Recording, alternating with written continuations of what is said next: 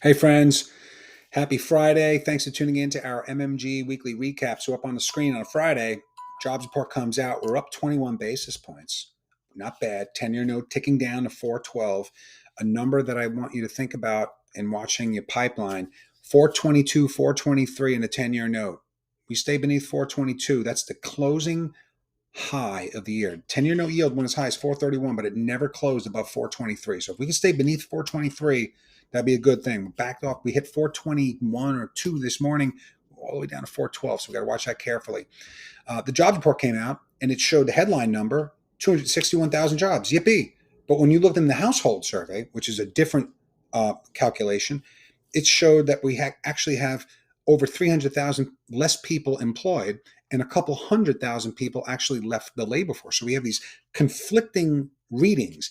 And at the end of it all, the chance of a rate hike, a 75 basis point rate hike in December, faded, and a 50 basis point hike actually went higher.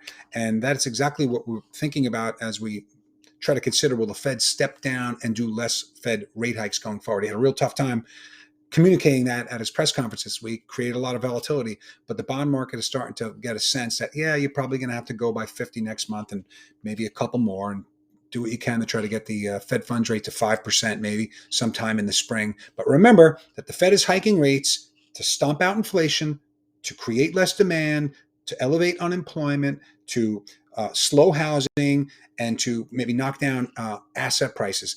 All of those things are actually good for long-term bonds, and it's probably why you're seeing the bond market kind of resist going higher. Let's hope that we stay beneath 422 and a 10-year note, 423. That'd be a good development. Next week, we have Election Day. That can be a big deal for the financial markets if we get a divided government. Markets love a divided government. And then we have an inflation reading next week. I hope this finds you well. Be safe. Have a terrific weekend. We'll talk to you soon. Bye for now.